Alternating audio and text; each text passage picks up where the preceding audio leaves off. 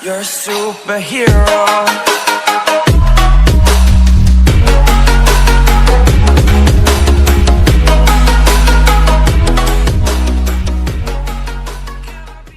Hello and once again welcome back to DM Bart English medium group tuition અને આપણે chapter number 5 fundamental unit of life science ની વાત કરતા હતા. યાદ કરો છેલ્લા લેક્ચરમાં આપણે થોડું ઘણું માઇક્રોસ્કોપ વિશે ભણ્યા હતા અને એ માઇક્રોસ્કોપમાં આપણે એક વસ્તુ જોઈ હતી કે કેવી રીતે ઓનિયનનો સેલ ફોર્મ થાય છે.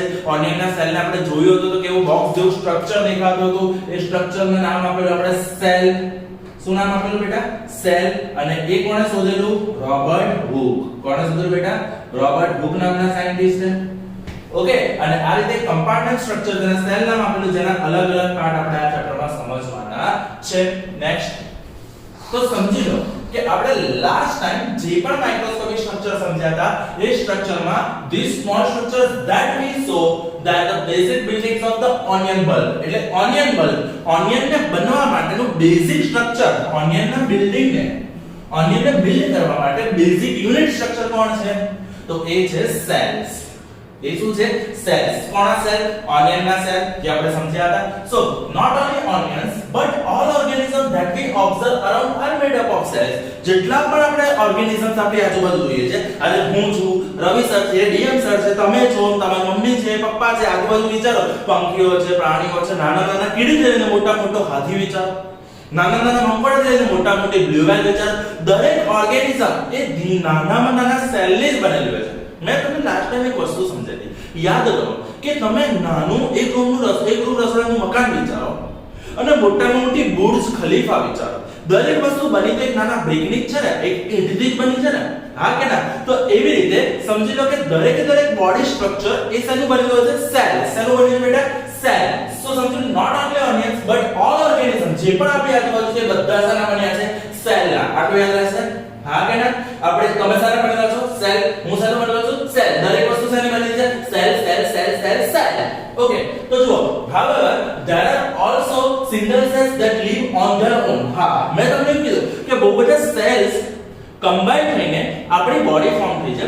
તો કેટલાક સેલ એવા છે કે જે સિંગલ સેલ પર જીવે છે. હા, ફરીવાર સાંભળો. તમને એવું થશે સર આપણી અંદર તો લાખો કરોડો સેલ છે. અરે બેટા, કરોડો નહીં, અબજો સેલ છે આપણી પાસે. આપણી પાસે મિલિયન્સ ટ્રિલિયન સેલ્સ છે. પણ કેટલાક ઓર્ગેનિઝમ્સ એવા છે જે સિંગલ સેલ પર જીવતા હોય છે. તો આપણે જોવા જઈએ તો સેલને નંબર ઓફ સેલના ડિવિઝન પર, નંબર ઓફ સેલ પર આપણે ઓટોમેટિકલી બે પાર્ટ પાડીશું. કયા? ધીમે ધીમે સમજીશું. જુઓ, તો કેટલાક એવા છે કે જે સિંગલ સેલ પર તો જીવે જ છે. કોણ છે? એક લાઈન પર સમજાવું. એ વસ્તુ ખબર કેવી રીતે પડે કે કોઈ સિંગલ સેલ પર જીવે છે કે નહીં? તો જુઓ, the invention of magnifying lenses. Magnifying lenses એટલે શું? જે વસ્તુને ઝૂમ કરીને બતાવે છે. જે વસ્તુ શું કરીને બતાવે છે? ઝૂમ કરીને બતાવે છે. તો મેગ્નીફાઇંગ lens led to discovery of microscopic world. Actually સમજી લો, જ્યાં સુધી લેન્સ, મેગ્નીફાઇંગ ગ્લાસ, માઇક્રોસ્કોપ આ બધી વસ્તુ શોધાઈ નહોતી ત્યાં સુધી આપણને કશું દેખાતું. હે સર, દેખાતું હોય ને? હા બેટા, દેખાતું નહોતું, કારણ કે હું વાત કરી રહ્યો છું માઇક્રોસ્કોપિક વર્લ્ડની. આપણું વર્લ્ડ છે એ માઇક્રોસ્કોપિક વર્લ્ડ છે. જે પણ આપણે નેકેડ આઈથી જોઈ શકીએ છીએ એ બધું માઇક્રોસ્કોપિક છે. જે નેકેડ આઈથી નથી જોઈ શકતા એ માઇક્રોસ્કોપિક વર્લ્ડ છે. જેમ કે કોરોનાની વાત કરો. શું કોરોના દેખાય છે તમને? કોરોના દેખાતો પકડી માર્યો ના બધાને, પણ કોરોના દેખાતો નથી. So it belongs to microscopic world. અને સમજો કે મેગ્નીફાઇંગ લેન્સીસ છે કે મેગ્નીફાઇંગ ગ્લાસીસ છે કે માઇક્રોસ્કોપ છે કે પાવર માઇક્રોસ્કોપ છે. સમજો હાઈ પાવર, લો પાવર બહુ બધા માઇક્રોસ્કોપ આવે. તો આજે એ બધા માઇક્રોસ્કોપ શોધાયા છે. તો આજે આપણે બહુ બધી વસ્તુને ફાઇન્ડ કરી શકીએ છીએ. જેમ કે સિમ્પલ વસ્તુ કહું કે કોરોના વાયરસની વાત કરીએ, કોવિડ-19 વાયરસ, તો એક્ચ્યુઅલી એ વાયરસ શાર્ક ફેમિલીથી બિલોંગ કરે છે. અને એ કઈ ફેમિલીથી બિલોંગ કરે છે, એને મારવા માટે અને રોકવા માટે આપણે કઈ રીતના વેક્સિન્સ યુઝ કરીશું, આ બધી વસ્તુ સમજવી હોય તો તમારે માઇક્રોસ્કોપની જરૂર પડવાની છે. કેમ? કારણ કે તમે જોઈ શકશો તો જ તમને ખબર પડશે ને કે વાયરસ કઈ ફેમિલીથી બિલોંગ કરે છે. બોલો, આટલું ડન થયું? હા કે ના? સો માઇક્રોસ્કોપિક વર્લ્ડ એક ફાયદો થયો. So it is now non that a single cell may constitute the whole organism as amoeba, Chlamydomonas, Paramecium and bacteria. જે મેં હમણાં કીધું કે કોઈ પણ વસ્તુ એક સિંગલ સેલ પર જીવી શકે છે. કોઈ પણ વસ્તુ એક સિંગલ સેલ પર જીવી શકે છે. તો કયા ઓર્ગેનિઝમ છે જે યુનિસેલ્યુલર છે, જે સિંગલ સેલ પર જીવે છે? નેક્સ્ટ કરો તો તો એ છે અમીબા, ક્લેમિડોમોનાસ, પેરામીસિયમ અને બેક્ટેરિયા. તો અહીંયા આગળ જે તમને અનઇવન શેપ દેખાય છે તો એક્ચ્યુઅલી આ છે અમીબા. હા, એનું નામ જ એવું છે અમીબા. તો આ જે છે આ પોતાનો શેપ ચેન્જ કરે છે. કેવી રીતે એ થોડી વારમાં સમજાવું છું. આ છે પેરામીસિયમ. પેરામીસિયમ એક્ચ્યુઅલી આ સિલિયા નામના નાના ચપ્પલ જેવો સ્ટ્રક્ચર છે, એની આજુબાજુ નાના છૂછા જેવું છે, નાના ફરી સ્ટ્રક્ચર જેવું છે. એનાને શું કરે છે, સિલિયાથી મૂવમેન્ટ લે છે આખું. એ સિલિયાથી શું કરે છે, આખું મૂવમેન્ટ લે છે. એની સાથે સાથે ક્લેમિડોમોનાસ છે. તમે જોઈ શકો છો ક્લેમિડોમોનાસ ને અહીંયા આગળ બે મૂછો જેવું છે કે જેનાથી એ હલનચલન કરે છે, જેનાથી સેન્સર છે, એન્ટેના કે એન્ટેના એ એન્ટેના રહે છે. અને બેક્ટેરિયા, આ જે બેક્ટેરિયા. સો આ બધી જ વસ્તુ કેવી છે કે યુનિસેલ્યુલર છે. આ બધી જ વસ્તુ કેવી છે બેટા, યુનિસેલ્યુલર છે. એટલે મેં હમણાં જ કીધું કે કેટલાક ઓર્ગેનિઝમ્સ છે જે મલ્ટીસેલ્યુલર પર જીવે છે, કેટલાક ઓર્ગેનિઝમ્સ છે સિંગલ સેલ પર જીવે છે. તો યાદ રાખજો, જે સિંગલ સેલ પર જીવે છે એને આપણે કહીએ છીએ યુનિસેલ્યુલર ઓર્ગેનિઝમ. શું કહીશું આપણે? Unicellular organism. This organisms are called unicellular. કયા કયા યુનિસેલ્યુલર છે? અમીબા, પેરામીસિયમ, ક્લેમિડોમોનાસ અને બેક્ટેરિયા. બોલો ડાય. તો કેટલાક એવા છે કે જે સિંગલ સેલ કમ્બાઈન થાય છે, ડિવાઈડ થાય છે, ભેગા થાય છે અને બહુ બધા સેલના બને છે. તો જે એકનું બન્યું એને કહેવાય યુનિ અને બહુ બધા સેલ્સનું બન્યું એટલે કહેવાય મલ્ટીસેલ્યુલર. તો જુઓ, મેની સેલ્સ ગ્રુપ ટુગેધર એટલે જોડાય છે, ભેગા થાય છે ઇન અ સિંગલ બોડી. એક સિંગલ બોડી ની અંદર બહુ જ બધા સેલ ભેગા થાય છે, કમ્બાઈન થાય છે એન્ડ અઝ્યુમ ડિફરન્ટ ફંક્શન અને અલગ અલગ કામ કરે છે. કામ કેવી રીતે? જેમ કે સિમ્પલ વસ્તુ, આંખનું કામ શું છે? જોવાનું, કાનનું સાંભળવાનું, નાકનું સૂંઘવાનું. તો દરેકના અલગ અલગ કામ છે અને અલગ અલગ કામ માટેના અલગ અલગ સેલ પરફોર્મ થતા હોય છે. તો જુઓ, assume different function in it to form various body parts અને અલગ અલગ પાર્ટ બનાવતા હોય છે એના મલ્ટીસેલ્યુલર ઓર્ગેનિઝમ. તો બીજું આવી ગયું મલ્ટીસેલ્યુલર organism. such as some fungi, plants and animals. તો બે ટાઈપના ઓર્ગેનિઝમ. આ સ્લાઇડમાં એક વસ્તુ સમજી લો, બે ટાઈપના ઓર્ગેનિઝમ સમજી લો. એક છે યુનિસેલ્યુલર, બીજા છે મલ્ટીસેલ્યુલર. યુનિસેલ્યુલર ઓર્ગેનિઝમ જે સિંગલ સેલથી ફોર્મ થાય છે એને આપણે કહીશું યુનિસેલ્યુલર અને જે બહુ જ બધા સેલ કમ્બાઈન એક સિંગલ બોડી પાર્ટ બનાવે છે એને કહીશું મલ્ટીસેલ્યુલર. આટલું ડન? Okay, next. સો તમને અહીંયા આગળ જે બેકગ્રાઉન્ડમાં દેખાય છે, બેકગ્રાઉન્ડમાં એક સ્પેશિયલ સેલ છે જેને કહેવાય ન્યુરોન. જેને શું કહીશું આપણે? ન્યુરોન. તો હમણાં જ કીધું કે કેટલાક છે જે યુનિસેલ્યુલર છે, કેટલાક છે મલ્ટીસેલ્યુલર છે. તો મલ્ટીસેલ્યુલર બોડી શું કરે છે? તો એક્ચ્યુઅલી મલ્ટીસેલ્યુલર બોડીમાં જે સેલને જે પ્રમાણે ફંક્શન પરફોર્મ કરવાનું છે, જે સેલને જે પ્રમાણે કામ કરવાનું છે એ પ્રમાણે શેપ, એ પ્રમાણે સાઇઝ, એ પ્રમાણે સ્ટ્રક્ચર બનાવે છે. જુઓ, સો every multicellular organism has come from a single cell. કેવી રીતે? હમણાં સમજાઈશ 2 મિનિટમાં. તો એટલું એક જ વસ્તુ સમજી લો કે દરેક મલ્ટીસેલ્યુલર ઓર્ગેનિઝમ એક સિંગલ સેલમાંથી જ આવ્યું છે. એટલે દરેક બોડી, દરેક વસ્તુ, દરેકનો જન્મ એક સિંગલ સેલથી જ થાય છે. કેટલાક એવા છે કે જે through the life single cell રહેશે, તેને આપણે યુનિસેલ્યુલર કહીશું. કેટલાક એવા છે કે જે લાઈફ ડ્યુરેશનમાં સેલને ડિવાઈડ કરતા જશે અને પોતાના સેલને ડિવાઈડ કરીને મલ્ટીસેલ્યુલર ઓર્ગેનિઝમ બનાવશે. તો સમજી લો, તો the cells divide to produce cells that of own kind અને હંમેશા પોતાના જેવા સેલ બનાવશે, જેને આપણે રિપ્રોડક્શન નામના ચેપ્ટરમાં સમજીશું. તો એક વસ્તુ કાફી ક્લિયર છે કે સેલ ડિવાઈડ થશે અને પોતાના જેવા સેલ બનાવશે. 9 સેલ ડિવાઈડ કરીને 9 સેલ જ બનાવશે. RBC ડિવાઈડ થઈને RBC જ બનાવશે. WBC ડિવાઈડ થઈને WBC જ બનાવશે. બીજા સેલ નહીં બનાવી શકે. ઓબ્વિયસલી માણસનો છોકરો માણસ જ બને, કૂતરાનો છોકરો ગલુડિયું જ બને, બીજા સેલ ના બને. બરાબર છે? તો સમજી લો, all cells thus come from pre-existing cell. દરેક સેલ એક pre-existing સેલ હશે, એમાંથી ડિવાઈડ થઈને બને છે. એવું નથી હોતું કે જાદુ થયું ને નવો ધર્મ બની ગયો. ના, એ એક સેલ છે. સાયન્સ આપણે એવું કહે છે કે એક સિંગલ સેલ છે, સિંગલ સેલ ડિવાઈડ થઈને બને છે. કેવી રીતે? જુઓ, so some organism can also have cells of different kinds. દરેકના ઓર્ગેનિઝમના ડિફરન્ટ સેલ્સ છે. જેમ કે આપણા સેલની વાત કરીએ, હ્યુમન સેલમાં આ રીતના એક સેલ છે જે મેઇન સેલ છે, જેને કહેવાય nerve cell, nervous cell, neuron. બરાબર? સિમ્પલ વસ્તુ કો તમે બધા એકવાર આ રીતે મારો. તો આ રીતે જ્યારે મારો છો તો એક મેસેજ, એક સિગ્નલ તમારા મગજ સુધી પહોંચે છે કે અહીંયા આગળ વાગ્યું. તો એ મેસેજને પહોંચાડે છે કોણ? એ મેસેજને પહોંચાડે છે ન્યુરોન. એ મેસેજને પહોંચાડે છે કોણ? ન્યુરોન. તો આ રીતના સેલ છે જે આખા બેકગ્રાઉન્ડમાં છે. તો એક્ચ્યુઅલી મગજની અંદરનું માઇક્રોસ્કોપિક ફોટો છે. આપણા મગજની અંદર આ રીતના ન્યુરોન્સ ગોઠવાયેલા છે, જે શું કરે છે? બોડી પર જેટલા પણ મેસેજ આવે છે, મેસેજીસને કલેક્ટ કરી એને અન્ડરસ્ટેન્ડ કરીને એ પ્રમાણે રિસ્પોન્ડ કરે છે. જેમ કે આ આપણને કશે દજાડ્યું તો એ મેસેજ મગજ સુધી પહોંચશે કે દજાડ્યું, અને મગજ એને સમજીને તરત રિસ્પોન્ડ કરશે કે હાથ ખસેડી લે. આટલું ક્લિયર થઈ ગયું? ઓકે, બીજા સેલ છે RBC અને WBC, રેડ બ્લડ સેલ્સ અને white blood cells. White blood cell ક્યારે કોઈ ચોક્કસ શેપમાં ના આવે, એક જે પ્રમાણે સામે રોગ આવે છે, જે પ્રમાણે ડિસીઝ હોય છે, એ પ્રમાણે પોતાનો શેપ ચેન્જ કરીને ડિસીઝને મારતા હોય છે. they are the army of our body. એટલું સમજી લેજો. સો નેક્સ્ટ છે જે આ ઇન્ટેસ્ટાઇનની ઇનર લાઇનિંગ્સ છે. ઇન્ટેસ્ટાઇન એટલે આપણા આંતરડા છે, આંતરડાની અંદરની લાઇનિંગ્સ. આ જે છે બોન સેલ છે. બોન એટલે હાડકા. તમે સમજો કે જ્યારે આપણા શરીરના હાડકા તૂટે છે ત્યારે ડોક્ટર પ્લાસ્ટર કરીને હાડકાને ખાલી ગોઠવે છે, ચોંટાડતા નથી. એટલે ફેવિકોલ તમને ખાવા નથી દેતા. સિમ્પલ વસ્તુ છે. એ શું કરે? પ્લાસ્ટર કરે છે જેથી ડિલોકેટ ના થઈ જાય, જગ્યાથી ખસી ના જાય. એ જ્યારે ગોઠવાઈ ગયા છે પછી ઓટોમેટિક અંદરથી બોન સેલ ક્રિએટ થાય છે. અને બોન સેલ શું કરશે? ડિવાઇડ થઈને પોતાના જેવા નવા બોન સેલ બનાવશે અને આ બોન સેલ એકબીજાને જોડાઈ જશે અને હાડકું સંતાશે. બીજા છે સ્પર્મ સેલ અને ઓવમ. તો એક્ચ્યુઅલી હમણાં જ કીધું કે દરેક સેલ એક single cell, single pre existing સેલમાંથી જન્મે છે. તો સિમ્પલ વસ્તુ છે કે અગર મેલનો sperm cell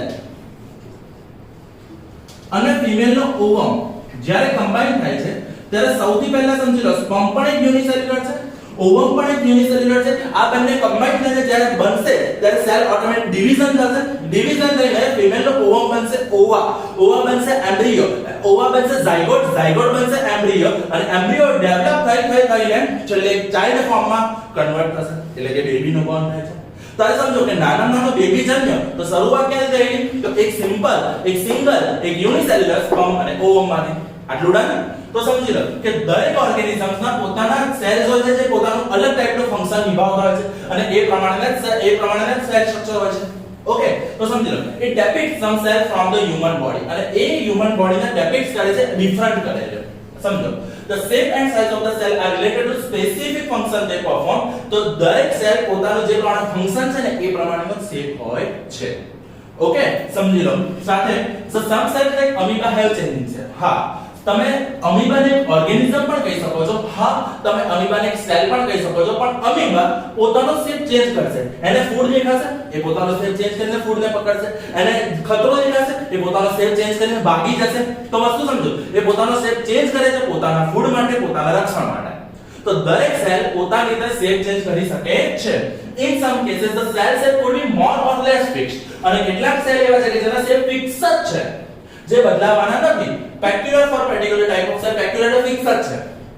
For example, nerve cells have a typical shape. nerve cell છે તેનો એક typical shape છે કે અહીંયા આગળ ઉપરના ભાગમાં ડેન્ડ્રિલ્સ હોય છે, અહીંયા સેન્ટર હોય, અહીંયા એક્સોન હોય, અહીંયા એન્ડ હોય.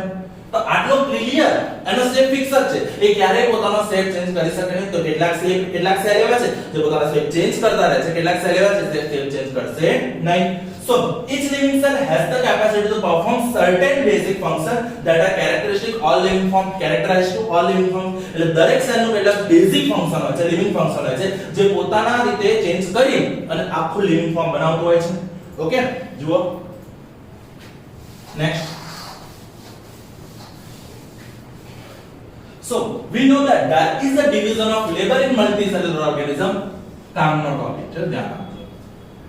Actually યુનિસેલ્યુલર બોડીઝ છે, અમીબા, પેરામીટર, ક્લેમિડોમોનાસ, એ શું કરશે કે બધું લેબર પોતાની જાતે કરશે. પણ જ્યારે મલ્ટીસેલ્યુલર બોડી છે, મલ્ટીસેલ્યુલર બોડી એટલે બહુ જ મોટી ટાઈપની બોડી છે કે જેમાં બહુ નંબર, બિલિયન્સ અને ટ્રિલિયન્સ ટાઈપ ઓફ સેલ છે, ત્યારે ડિવિઝન ઓફ લેબર કરવું પડે છે. લેબર ડિવિઝન હું તમને એક એક્ઝામ્પલ આપું કે આપણા ઘરમાં લેબર ડિવિઝન છે કે ખાવાનું કામ મમ્મીનું છે, ભણવાનું કામ તમારું છે, કમાવાનું કામ પપ્પાનું છે. તો આપણે કામને ડિવાઇડ કરી દીધા છે, તે ડિવિઝન ઓફ લેબર. તો એક સિમ્પલ એક્ઝામ્પલ આપું કે જુઓ કે જ્યારે સમજો કે પહેલા મારી પાસે એક નાના ક્લાસ હતા, તો હું શું કરતો હતો? લેક્ચર પણ હું લઉં, પેપર પણ હું કાઢું, પેપર પણ હું તપાસું, સુપરવિઝન પણ હું કરું. તો there is no division of labor. પણ જેવા ક્લાસ મોટા ગયા એટલે આપણે દરેક ફંક્શન માટે, દરેક કામ માટે અલગ અલગ ફેકલ્ટી કે અલગ અલગ માણસ પ્રોવાઈડ કરી દીધા કે ભાઈ સુપરવિઝન માટે અલગ માણસ છે, પેપર ચેક કરવા માટે અલગ માણસ છે, ભણાવવા માટે અલગ માણસ છે. આલો ખબર પડી ગઈ? હા કે ના? તો એ ડિવિઝન ઓફ લેબર થઈ ગયું. તો જ્યારે યુનિસેલ્યુલર જેવી નાની બોડીઝ છે, તો યુનિસેલ્યુલર જેવી નાની બોડીઝ ક્યારે ડિવિઝન ઓફ લેબર કરશે નહીં. પણ જ્યારે મલ્ટીસેલ્યુલર બોડીઝ છે તો એમને ડિવિઝન ઓફ લેબર કરવું પડશે. લેબર ડિવિઝન એટલે શું છે? દરેક વ્યક્તિ, દરેક સેલને એક પર્ટિક્યુલર ફંક્શન પરફોર્મ કરવામાં આપી દે.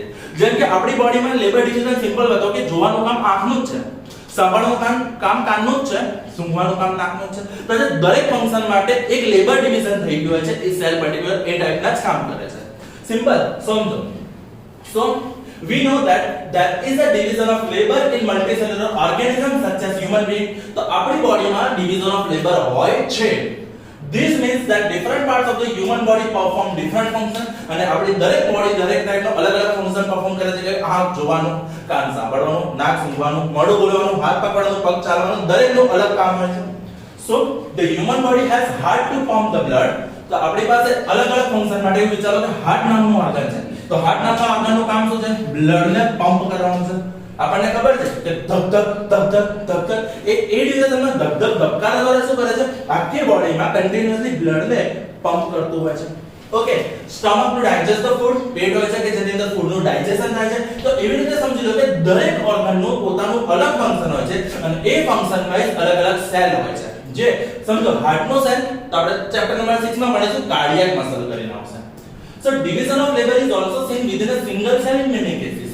તો ઘણી બધી વાર એવું પણ થાય છે કે યુનિસેલ્યુલર બોડીઝ છે તો યુનિસેલ્યુલર બોડીઝ શું કરશે? પોતાની અંદર ડિવિઝન ઓફ લેબર કરશે જેથી એ અલગ-અલગ કામ કરી શકશે. તો એમાં ડિવિઝન ઓફ લેબર માટે કોણ હોય? એક જ સેલ છે તો ડિવિઝન ઓફ લેબર કઈ રીતે થશે? તો સેલની અંદર નાના-નાના પાર્ટ છે જેને કહેવાય cell ઓર્ગેનલ્સ. So guys, cell organelles જો in fact in such cell has got certain specific components within it known as cell organelles. તો એ સેલ ની અંદર નાના-નાના કામ કરવા માટે સમજો બહુ મોટી બોડી છે મલ્ટીસેલ્યુલર ઓર્ગેનિઝમ છે તો સેલ કામ કરે પણ એક સિંગલ સેલ છે તો એની અંદરના સેલ ઓર્ગેનલ્સ અલગ-અલગ ફંક્શન પરફોર્મ કરશે. Each kind of cell organelle perform a special function such as making a new material in the cell. કેટલાક મટીરીયલ છે કેટલાક છે કે જે નવા સેલ બનાવે છે, clearing of the waste material from the cell and so on. તો આ દરેક વસ્તુ આપણે ધીમે ધીમે સમજવાના છે. કેવી રીતે સમજો કે નવા સેલ બનાવવા સિમ્પલ વસ્તુ તમે બહાર ગયા એટલે આપણે મોઢા પર ધુમાડો પ્રદૂષણ આ બધી વસ્તુ જે બધી એવા જેના કારણે ઉપરના સેલ જે પણ આપણી સ્કિનની ઉપરના લેયર છે એ બધા સેલ ડેડ થઈ જાય છે. જે સમજી લો ફેસ વોશ ની એડમાં સ્પષ્ટ કહે છે કે એ ડેડ સેલ્સ હટાય. તો એક્ચ્યુઅલી ડેડ સેલ્સ હટાય એવું કહે છે which means શું કે આપણે ઉપરના જે સેલ મરી ગયા છે એને ક્લિયર કરીને નવા સેલ બને છે. A continuous cell division થશે ને cell division ની નવા સેલ બનતા જશે. A cell is able to live and perform all its function because of these organelles. અને સેલ જીવે છે, મરે છે, કોઈ પણ ફંક્શન પરફોર્મ કરે છે just because of cell organelles. Just because of cell organelles. આટલું ક્લિયર થઈ ગયું? Okay. These organelles together constitute the basic unit called cell. અને આ organelles combine થઈને શું બનશે? સેલ. આપણી પાસે ઘણા બધા ટાઈપના સેલ છે, organelles છે. જેમ કે આપણી પાસે ન્યુક્લિયસ હોય છે, ગોલ્ગી હોય છે, માઇટોકોન્ડ્રિયા હોય છે, અલગ-અલગ ટાઈપના હોય છે જે ઓર્ગેનલ્સ આપણે આ ચેપ્ટરમાં સ્ટેપ બાય સ્ટેપ સમજવાના છીએ. So these organelles together constitute a basic unit, the cell. It is interesting that all the cells are found to have same organelles. અને દરેક સેલ ન્યુરોન હોય કે કોઈ પણ હોય એ દરેક સેલના ઓર્ગેનલ્સ તો સેમ જ છે પણ ફંક્શન અલગ-અલગ હોય છે. So સેલ હવે સિમ્પલ વસ્તુ છે કે ઓર્ગેનલ્સ છે કે આ સ્ટ્રક્ચર છે એ સેલ કેવી રીતે બન્યા છે સમજવાનું છે. So સિમ્પલ વસ્તુ છે what is a cell made up of? Cell શેના બન્યા છે? યુનિસેલ્યુલર કે મલ્ટીસેલ્યુલર તો આ સેલ બન્યા શેના છે? જુઓ. So what is the structure of organization of the cell? Simple વસ્તુ છે કે સેલમાં આ રીતના ઓર્ગેનલ્સ છે, ન્યુક્લિયસ છે, એન્ડોપ્લાઝમિક રેટિક્યુલમ છે, ગોલ્ગી અપાચસ છે, રિબોસોમ છે, લાઇસોસોમ છે, સેન્ટ્રોસોમ છે અને માઇટોકોન્ડ્રિયા છે. અને આ બધી વસ્તુ આપણે વન બાય વન એક સમજવાની છે. આટલું ડન થઈ ગયું? હા કે ના? નેક્સ્ટ. So આપણી પાસે ન્યુરોન્સ છે તો ન્યુરોન નામના સેલ છે એ આ રીતના બધા ઓર્ગેનલ્સ નો બનેલો છે. ન્યુરોનનો શેપ આ રીતનો હોય છે જે ડેન્ડ્રિલથી મેસેજ કનેક્ટ કરીને આગળ કન્વે કરતો હોય છે. ઓકે, ચલો. તો cell has a special component called organelles. Okay, તો આ બધા જ ઓર્ગેનલ્સ છે. If we study a cell under microscope we would come across three features in almost every cell. અને એ જ્યારે આપણે સેલને માઇક્રોસ્કોપ ની અંદર જોઈએ છે આપણે જોયું હતું કે પ્લાન્ટ સેલ છે. ઓકે, તો એનો ન્યુક્લિયસ છે, પ્લાઝ્મા મેમ્બ્રેન છે, સેલ મેમ્બ્રેન છે. તો આ ત્રણ ફીચર એવા છે કે જે દરેકમાં કોમન જ છે. બરાબર છે? કેટલાકમાં કેટલાક ઓર્ગેનલ્સ અલગ છે, કેટલાકમાં ભેગા છે, કેટલાકમાં છૂટા છે પણ આ ત્રણ દરેકમાં છે. કયા છે? પ્લાઝ્મા મેમ્બ્રેન, ન્યુક્લિયસ અને સાઇટોપ્લાઝમ. ઓકે, તો next. So all activities inside the cell and interaction of the cell with the environment is possible due to these features. તો સેલે ઇન્ટરેક્શન કરવું છે, સેલે રિસ્પોન્ડ કરવું છે, સેલે કામ કરવું છે તો એના માટે ત્રણ છે પ્લાઝ્મા મેમ્બ્રેન, ન્યુક્લિયસ અને સાઇટોપ્લાઝમ એ લોકો સારી રીતે કામ કરી શકે છે. નેક્સ્ટ. સો આજના વિડિયોમાં આપણે મેઈન વસ્તુ આટલે સુધી જ રાખી અને સમજવાનું એટલું જ છે કે સેલ બે ટાઈપના છે, એક છે યુનિસેલ્યુલર, એક છે મલ્ટીસેલ્યુલર. અને યુનિસેલ્યુલર ઓર્ગેનિઝમ ની અંદર હોય છે ઓર્ગેનલ્સ અને મલ્ટીસેલ્યુલર ની અંદર શું હોય છે બેટા? તો આખું સેલ ડિवीजन હોય છે, डिवीजन ऑफ लेबर હોય છે. आवड़શે? तो आज के लिए इतना ही. Thank you.